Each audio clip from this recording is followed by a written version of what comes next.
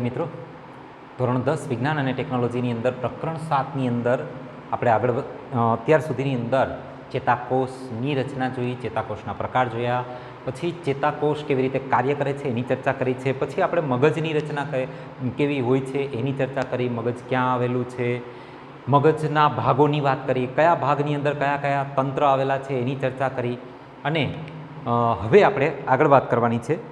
તો ઝડપથી એક રિવિઝન કરી લઈએ કે ચેતાકોષ ફરીથી એક વખત યાદ કરો. આ ચેતાકોષ હતો આપણો,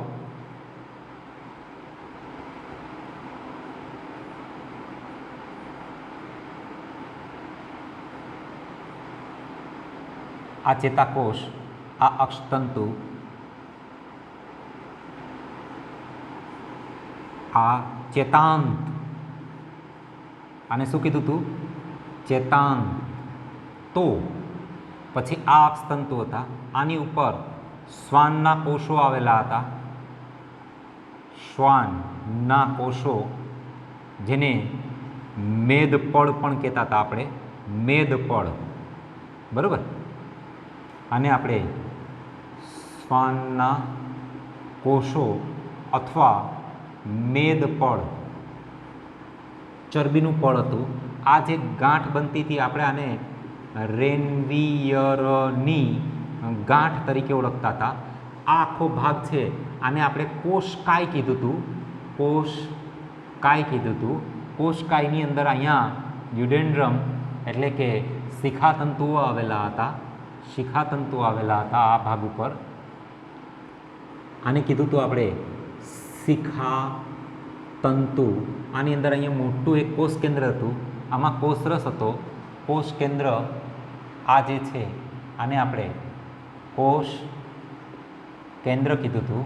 આ જે છે આ ચેતા કોષ રસ, અને આની અંદર કણિકાઓ આવેલી હતી.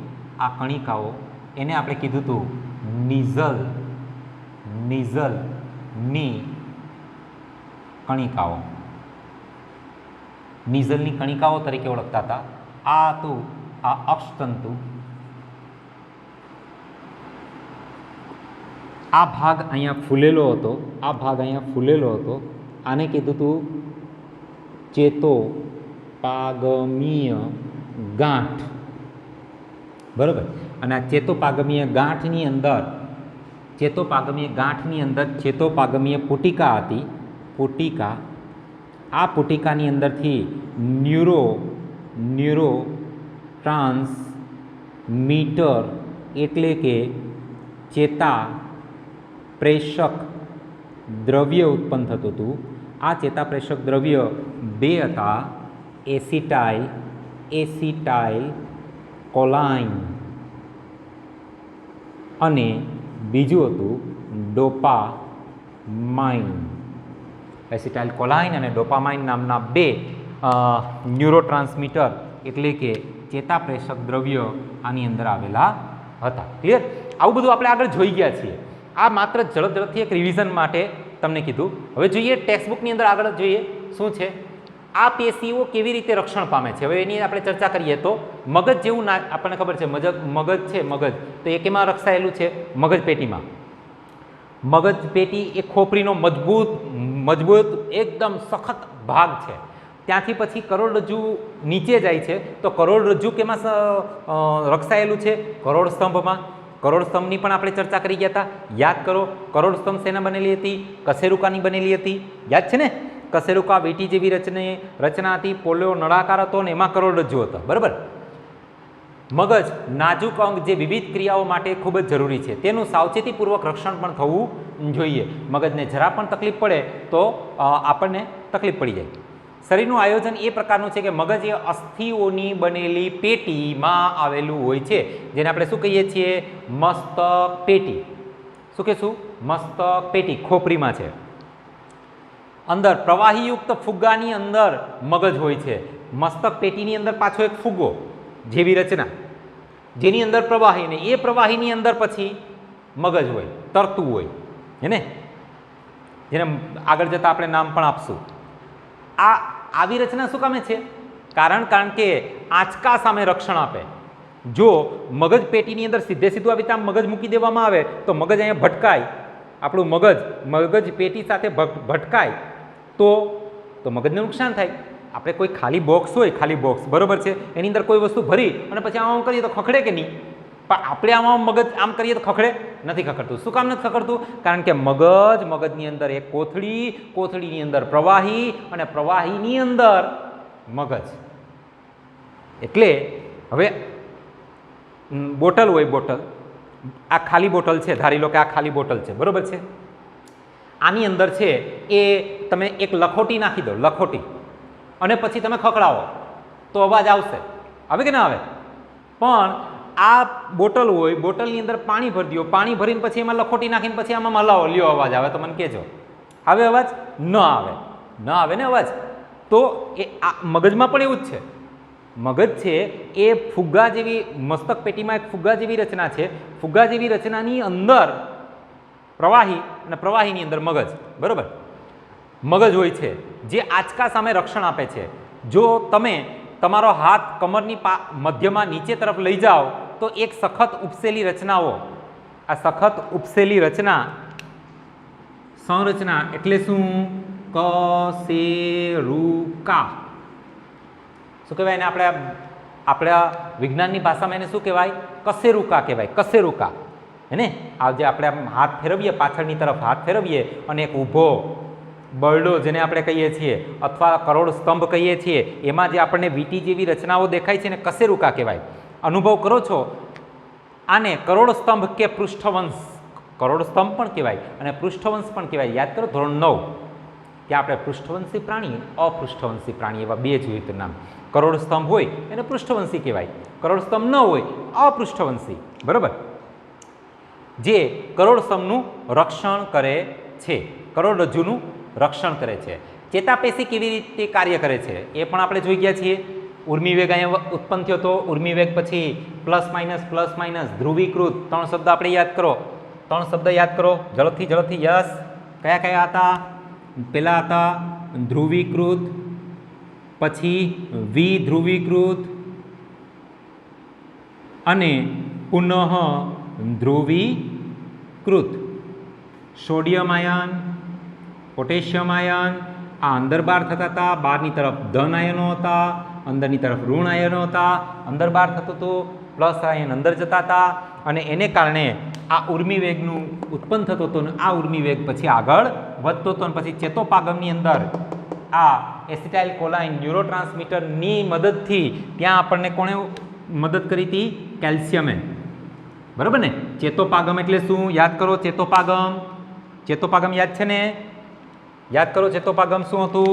તો કે આ ચેતોપાગમીય પુટિકા, આ ચેતોપાગમીય પુટિકા, આ ચેતોપાગમીય ગાંઠ, આ ગાંઠ અને એના પછીનો ચેતાકોષનો આ શિખાતંતુ, એની વચ્ચે આ સૂક્ષ્મ જગ્યા, આ સૂક્ષ્મ જગ્યાને શું કીધું હતું આપણે? ચેતોપાગમ, બરાબર ને? આ ગાંઠ અને એના પછીનો આવા શિખાતંતુ, એના પછીનો ચેતાકોષ, આ ચેતાકોષની આ ગાંઠ છે, આ ગાંઠ આ ચેતાકોષની છે.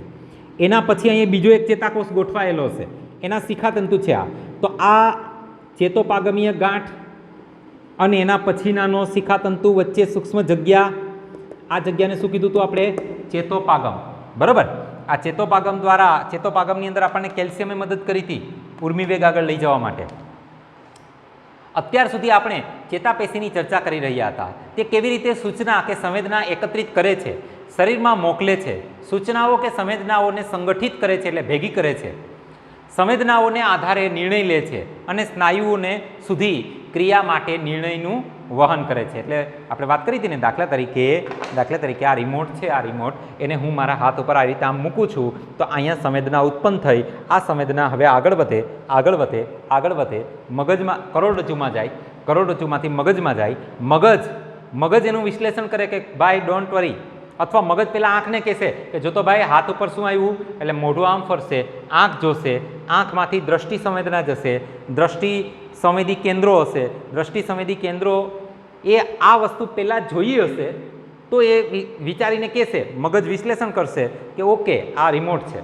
આ વસ્તુ જોઈ નહીં હોય આ વસ્તુ ભૂતકાળમાં કોઈ દિવસ એણે જોઈ નહીં હોય તો મગજ વિચારે રાખશે આ શું છે શું છે શું છે, એટલે ફરી પાછું એને આપણે નજીક લઈ અને એની અંદર જોઈશું કે આ શું છે, હાનિકારક છે કે આપણને કંઈ નુકસાન કરે છે કે શું કરે છે, બરાબર. તો એ રીતે મગજ એનું વિશ્લેષણ કરે અને જો નુકસાનકારક હોય તો પછી મગજ આ હાથને ઓર્ડર આપે કે ભાઈ અહીંથી ઉચકીને ફેંકી દે, એટલે અહીંથી આપણે ઉચકીને ફેંકી દઈએ. તો સૂચનાઓ સંવેદનાઓ સંગઠિત કરે છે, સંવેદનાઓને આધારે નિર્ણય લે છે, સ્નાયુઓ સુધી ક્રિયા માટે નિર્ણયનું વહન કરે છે કે નિર્ણયને મોકલે છે. બીજા શબ્દોમાં જ્યારે ક્રિયા કે હલનચલન થાય છે ત્યારે સ્નાયુ પેશી અંતિમ કાર્ય કરે છે. પ્રાણી પેશી કેવી રીતે કાર્ય કરે છે?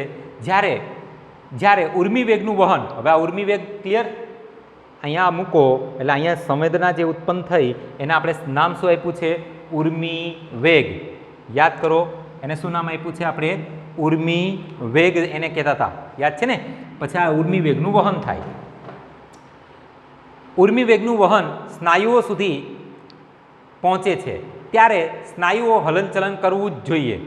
એક સ્નાયુ કોષ કેવી રીતે કાર્ય કે હલનચલન કરે છે કે ક્રિયા કરે છે ને, આ સ્નાયુ સુધી અહીંથી સંવેદના ગઈ, મગજે વિશ્લેષણ કર્યું ને કીધું કે ભાઈ હાથ વાંકો વાળવો છે તો અહીંના સ્નાયુઓ ખેંચાશે. આ જે સ્નાયુ છે આવી રીતે આમ કરીને આમ ખેંચાય એટલે હાથ હલનચલન કરે. કોષીય સ્તરે એટલે કોષો કેવી રીતે હલનચલન કે પ્રચલન માટે સૌથી સરળ ધારણા એ છે કે સ્નાયુ કોષો તેના આકાર બદલી અને કાર્ય કરે છે. સ્નાયુ કોષો છે એકદમ પેલા એનો આકાર બદલશે. સ્નાયુ કોષ નાના નથી થતા હો, સ્નાયુ યાદ રાખજો, સ્નાયુ કોષ નાના ન થાય, એનો આકાર બદલે, આકાર બદલે એટલે હલનચલન થાય. આમ હવે પછીનો પ્રશ્ન એ છે કે સ્નાયુ કોષો પોતાના આકારમાં કે ફેરફાર કેવી રીતે લાવે છે? આનો જવાબ કોષીય અંગિકાઓના રાસાયણિક બંધારણમાં રહેલો છે. એ જ્યારે આપણે ભણશું કોષીય અંગિકાઓ ત્યારે આપણે એના વિશે ડિટેલમાં ચર્ચા કરશું. સ્નાયુ કોષોના વિશેષ પ્રકારનું પ્રોટીન આવેલું હોય છે. સ્નાયુ કોષની અંદર 2 પ્રકારના પ્રોટીન છે. અહીંયા આપણને એકની જ વાત કરેલી છે પરંતુ 2 પ્રકારના પ્રોટીન છે. એક છે એક્ટિન પ્રોટીન અને બીજો જે છે એ માયોસિન પ્રોટીન. એકનું નામ છે એક્ટિન પ્રોટીન અને બીજાનું નામ છે માયોસિન પ્રોટીન. આની અંદર જે સ્નાયુ કોષની અંદર જે પ્રોટીન છે એ આ 2 પ્રકારના પ્રોટીન છે અને આ તંતુ સ્વરૂપે હોય છે. તેમનો આકાર અને વ્યવસ્થા બંનેમાં ફેરફાર લાવે છે. કોષોમાં આ ચેતાકીય વીજ આવેગથી ની પ્રતિક્રિયા, ચેતાકીય એટલે આ ચેતાની અંદર, વીજ આવેગ એટલે આ ઉર્મિ વેગ, પ્લસ માઇનસ થયું હતું ને, ઉર્મિ વેગ, વીજ આવેગ શબ્દ યાદ રહેશે. વીજ આવેગ કયો, સંવેદના કયો, ઉર્મિ વેગ કયો, બધું એક જ પ્રતિક્રિયા સ્વરૂપે થાય છે. જ્યારે આ ઘટના થાય છે ત્યારે પ્રોટીનની નવી વ્યવસ્થા સ્નાયુને નવો આકાર આપે છે. એટલે પહેલાં જે આકાર હોય એ આકારમાં ફેરફાર થઈ જશે. જ્યારે આપણે ધોરણ 9માં સ્નાયુ પેશીની ચર્ચા કરી ત્યારે વિવિધ પ્રકારના સ્નાયુ પેશી વિશે જોયું હતું. ઐચ્છિક સ્નાયુઓ હતા જે આપણી ઈચ્છા અનુસાર કામ કરતા હતા. અનૈચ્છિક સ્નાયુ યાદ કરો, ઐચ્છિક સ્નાયુ એટલે શું? આપણી ઈચ્છા અનુસાર કામ કરે. આપણે એમ કહીએ કે ભાઈ હાથ વાંકો વળે તો જ હાથ વાંકો વળે, એમનામાં હાથ વાંકો વળે નહીં, હે ને? અને એ કોણ ઓર્ડર આપે? મગજ જો હાથને ઓર્ડર આપે તો જ હાથ વાંકો વળે. ઐચ્છિક સ્નાયુ. અનૈચ્છિક આપણે રોટલી ખાઈએ પછી કંઈ જઠરને ઓર્ડર નથી આપવો પડતો કે ભાઈ પાચન શરૂ કરો, એ તો એની રીતે કામ કરી દે. અનૈચ્છિક સ્નાયુ. ક્લિયર? એટલા માટે જ્યારે વ્યક્તિ કોમામાં જતો રહે, કોમામાં જવું એટલે શું? હૃદય ચાલુ, મગજ બંધ, હૃદય ચાલુ હોય, બરાબર? એટલે મગજની વિચારવાની ક્રિયાઓ બંધ થઈ જાય. એને આપણે કહીએ માણસ કેમાં જતો રહ્યો? કોમામાં જતો રહ્યો. માણસ જ્યારે કોમામાં જાય ત્યારે શું થાય? એનો હાથ પગ હલનચલન કંઈ ન થાય, પણ તમે એના મોઢામાં ખોરાક નાખી દો, નળી વાટે ખોરાક અંદર જવા દો તો શું થશે? અંદર પાચન થઈ જશે. સમજાય ને? અનૈચ્છિક ક્રિયા છે એ આપણા મગજના કંટ્રોલમાં નથી, એ એની રીતે કામ કરે છે ભાઈ. ઐચ્છિક સ્નાયુઓ છે એ આપણે કહીએ તેમ એમ કામ કરે, આ આપણે કહીએ એમ કામ ન કરે, બરાબર? વાત કરી હતી અત્યાર સુધી આપણે જે ચર્ચા કરી છે તેના આધારે તમે તમારા મતે આમાં શું તફાવત હશે, ઐચ્છિક સ્નાયુ અને અનૈચ્છિક સ્નાયુમાં શું તફાવત છે આપણે વાત કરી ચૂક્યા છીએ, બરાબર? તો આમ અહીં આપણે મનુષ્યની અંદર ચેતાતંત્ર કેવા પ્રકારનું છે, શું છે એના વિશેની ચર્ચા કરીએ, ઉર્મિવેગનું વહન કેવી રીતે થાય છે એની ચર્ચા કરી, અને હવે આપણે વનસ્પતિની અંદર કેવી રીતે આ કામ થવાનું છે એના વિશે ચર્ચા કરવાની છે નેક્સ્ટ પીરિયડની અંદર. પણ હજી બેટા તમને કહું છું કે તમને આ વિડીયોની અંદર જે ગમતો હોય, આ વિડીયો તમને એવું લાગે કે ના આ વિડીયોની અંદર આપણે જે પણ થયું છે એ મને સમજાઈ ગયું છે, તો લાઇક આપવાનું ભૂલતા નહીં, એટલે મને ખબર પડે કે ઓકે તમને સમજાઈ ગયું છે, બરાબર. અને જો તમને ન સમજાણું હોય તો નીચે કોમેન્ટ બોક્સની અંદર લખીને આપો કે સર આની અંદર આ વસ્તુ મને સમજાણી નથી, જેથી કરીને આ વિડીયોને હજી આપણે વધારે બેટર બનાવી શકીએ, આ વિડીયોને હજી આપણે વધારે સારા બનાવી શકીએ. આપણે સારામાં સારા વિડીયો બનાવવા પ્રયત્ન કરવો છે, પણ એ તમારા સહયોગ વગર શક્ય નથી બેટા. માટે લાઇક આપો અથવા નીચે કોમેન્ટ કરો. નીચે કોમેન્ટનો એક આપેલો હશે બોક્સ, એની અંદર કોમેન્ટ કરી અને તમે મને લખીને મોકલી શકો કે સર આની અંદર મને હજી આ જગ્યા ઉપર વધારે તકલીફ પડે છે, તો આપણે નેક્સ્ટ પીરિયડની અંદર અથવા તો એના પછીના પીરિયડની અંદર હું એ બાબતને આવરી લઉં, બરાબર, જેથી કરીને આપણા વિડીયો વધુ સારા બની શકે. માટે લાઇક અથવા કોમેન્ટ કરવાનું ભૂલતા નહીં. Thank you very much.